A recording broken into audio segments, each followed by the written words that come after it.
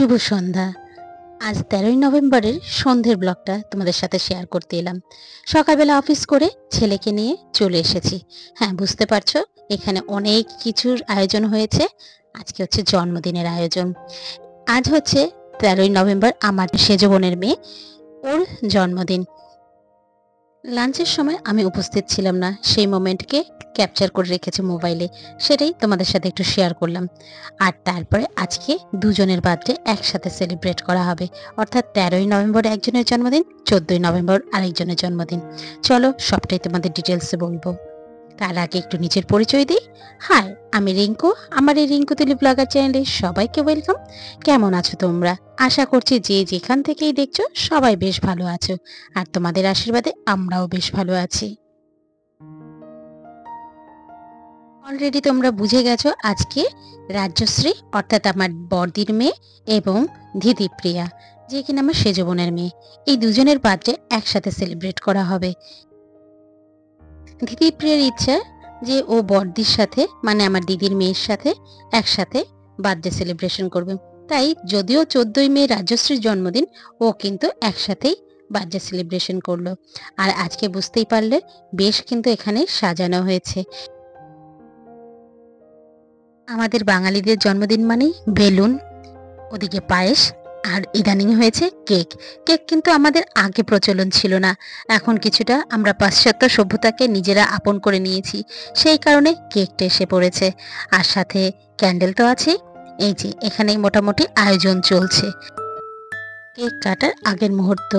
চলো এখানে দ্বিতীয় বার্থডে গার্লটাকে একটু তোমাদের আগে দেখিয়ে নিই, তারপরে বাকিটাই যাচ্ছি। আর চলে এসেছে মিউজিক্যাল ক্যান্ডেল। ওদিকে ওই যে দেখছো ক্যামেরায় ছবি তুলছে, ও হচ্ছে দ্বিতীয় বার্থডে গার্ল, মানে রাজশ্রী। ওরই বার্থডে 14th নভেম্বর। ওই যে বোনের আবদার দিদি ফেলতে পারলো না, তাই চলে এসেছে। আর এদিকে দেখো আমরা মিউজিক্যাল ক্যান্ডেলটাকে জ্বালানোর জন্য কি চেষ্টা করছি, এটা কিছুতেই মানে লোটাসের মতন পাপড়িটা খুলছে না, অবশেষে খুললো।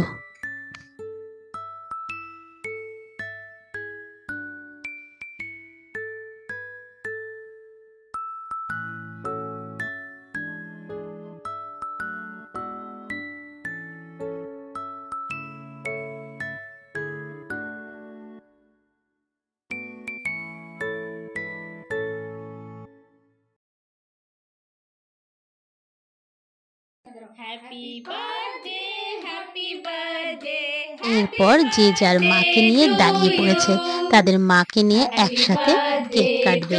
যদিও তখন শুধু আমরা ক্যান্ডেলটাকে নিয়েই দেখে গেছি, অ্যাকচুয়ালি এতটা আমরা কিউরিয়াসিটি ছিল ওটাকে নিয়ে কি আর বলবো। যাই হোক, চলো এবার কেক কাটা হবে। আর এই যে তার আগে কিন্তু মোমবাতি নেভানো। আর এখানে বোন কিন্তু যে ক্যান্ডেলগুলো এনেছে বেশ কিন্তু অন্যরকম, বেশ ভালো লাগছিল। আর সে দেখো কিছুতেই নেভাতে পারছে না, তার জন্য কত চেষ্টা করছে। তারপর দুজনে মিলে একসাথে নেভালো।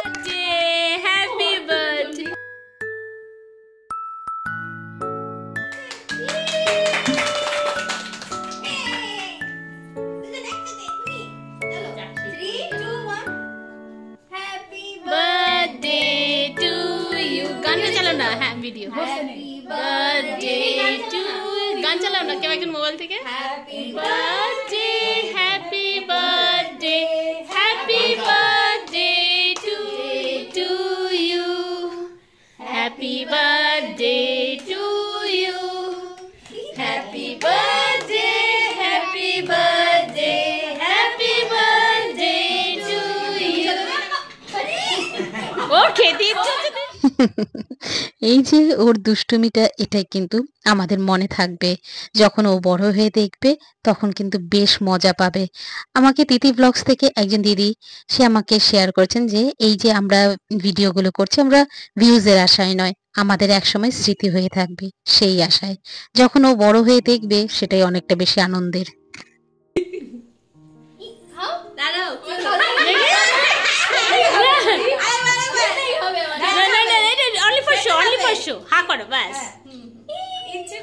এখানে ওর চকলেট ফ্লেভারটা বেশি ভালো লেগেছে ম্যাঙ্গো ফ্লেভার থেকে, আর তাই নেই কিন্তু একটু আমরা সবাই মিলে হাসাহাসি করলাম।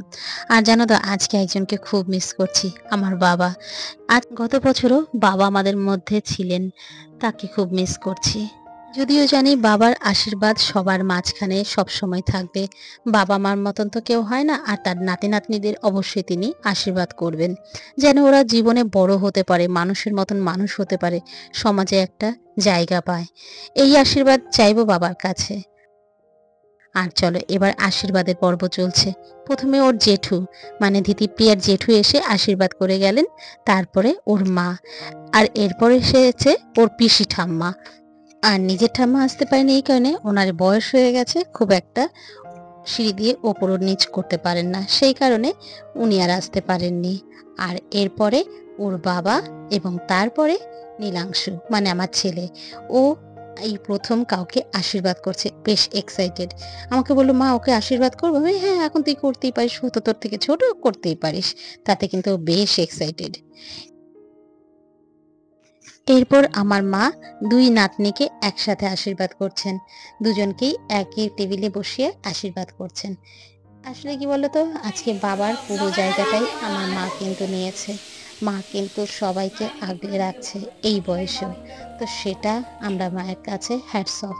তিনি যদি আমাদের পাশে এভাবে থাকেন, আমরা যে কোনো বিপদ কিন্তু অতিক্রম করতে পারবো। ইভেন মাকেও আমরা খুব সাহস দিই, খুব সাপোর্ট করি। এরপর আমার দিদি বড়দি, যে কিনা দিতিপ্রিয়া এবং ওর নিজের মেয়ে, দুজনকেই একসাথে আশীর্বাদ করছে। আগের দিনের ব্লগটা যেখানে শেষ করেছিলাম তারপরেই এই অংশটা, সেই কারণে আমার ড্রেস কিন্তু একই কারণে। আর আমি বাড়ি যাওয়ার আর সময় পাইনি, অফিস থেকে ডিরেক্ট চলে এসেছি। কেন, আমার অফিস থেকে আমার বোনের বাড়িতে আসতে প্রায় 3 ঘন্টা মতন লেগে যায়, সেই কারণে অফিস থেকে বাড়ি গেলে তাহলে আরও দেরি হয়ে যেত, সেই কারণে আর ড্রেস চেঞ্জ করিনি। কাজে আমার লুকস নিয়ে তোমরা কিছু মনে করো না। হ্যাঁ, আমি সাজুগুজু করতে ভালোবাসি এবং ড্রেসটা অবশ্যই করতে ভালোবাসি, কিন্তু সময়ের অভাবে কিছুটাই সম্ভব হয়ে ওঠেনি। যাই হোক, এই আমরা 3 বোনে মিলে একসাথে আশীর্বাদ করছি, সবাই মিলে একটু মজাও করলাম, আশীর্বাদও করলাম। এই যে পুরো ভিডিও দেখছো, এই পুরো ভিডিও করতে আমি আর আমার ছোট বোন ছিলাম, যার জন্য এতক্ষণ আমরা ব্যাক ক্যামেরায় ছিলাম। এই বোন প্রথম ফ্রন্টে আসলো, আমার এটা ছোট বোন, ও আশীর্বাদ করছে দুজনকে। এই পর্যন্ত তোমরা যদি দেখে থাকো এবং আমার ভিডিওর যদি কোনো অংশ তোমাদের ভালো লেগে থাকে, প্লিজ একটা লাইক কমেন্ট করে দিয়ে যেও। আর তুমি যদি আমার চ্যানেলের নতুন বন্ধু হয়ে থাকো, চাইলে আমার চ্যানেলটাকে সাবস্ক্রাইবও করতে পারো। আর তুমি যদি অলরেডি সাবস্ক্রাইব করে আছো, তো তার জন্য তোমাকে অসংখ্য ধন্যবাদ। চলো, এরপরে ফটো সেশন শুরু হলো, কিছুক্ষণ ফটো তোলা, সবাই মিলে বেশ সুন্দর হয়েছে কিনা, যেটা আমাদের বাঙালিদের একটা খুব আগ্রহের জায়গা। যদিও এই জিনিসটা হয়েছে বলে আমরা কিন্তু সমস্ত স্মৃতিকে ক্যাপচার করে রাখতে পারি, তাই না বলো? আর চলো, ওদিকে রান্না হচ্ছে, বাইরে থেকে তো হোটেলের রান্না আসছেই, সেটাও শেয়ার করব। আর আমাদের মধ্যে একজন দাদা, তিনি নিরামিষ খান, তো তার জন্যই ঘরে রান্না হচ্ছে। রান্না হচ্ছে ফুলকপির রোস্ট আর ওদিকে পোলাও, এই দুটো রান্না হচ্ছে। আজ কিন্তু আমরা 2 রকম কেক টেস্ট করেছি, একটা ম্যাঙ্গো কেক, একটা চকলেট কেক, দুটোই কিন্তু খুব ভালো ছিল। তারপর রাতে ডিনারের পালা, সবাই মিলে বসে পড়েছে, আমরা খেতে খেতে গল্প করছি। আমি কিন্তু এখনো খেতে বসিনি, ওদেরকে খেতে দিয়েছি, দিয়ে এবার গল্প করছি। আমাদের তো গল্পের শেষ নেই সবাই মিলে। আমাদের গল্পের টপিক কি জানো? চলো সেটা একটু তোমাদের সাথে শেয়ার করি, তাহলে তোমরাও বুঝতে পারবে কেন আমরা এত হাসাহাসি করছি।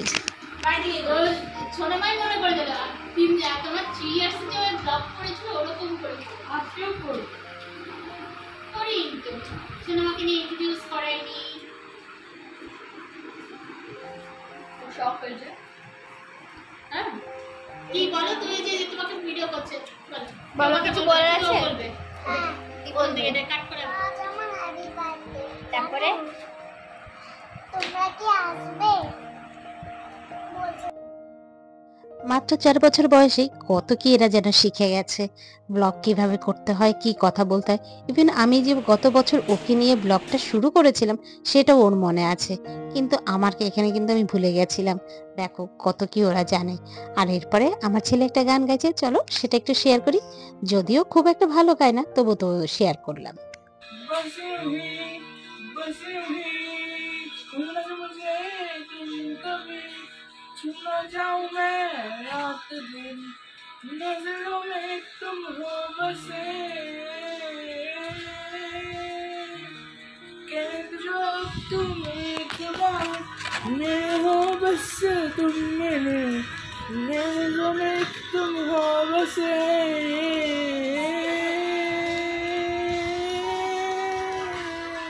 বাহ ক্লাপ করো হ্যাঁ হ্যাঁ এসে এইভাবেই গানে বাজনায় আড্ডা দিয়ে আমাদের আজকের দিনটা কাটলো। চলো এবার বলো। বাড়ি ফেরার পালা। কি বলছো টাটা টাটা সোনা মা টাটা দাদা টাটা শোনো কিভাবে বলতে হয় টাটা দাদা আবার এসো আমি শুনকে নিয়ে আসবে তোমরা কি আসবে কালকে আমি অপেক্ষা বলো আমি ওয়েট করছি আমি ওয়েট করছি ঠিক আছে tata good night tata good night এই ব্লগটা এখানেই শেষ করলাম। সেদিন আর বাড়ি ফিরিনি, ওখানেই ছিলাম, বিরাটিতেই, বাপের বাড়িতেই ছিলাম। এইভাবে করে আজকের দিনটা আমার কাটলো। আবারও দেখা হচ্ছে পরের দিনের নতুন ব্লগে।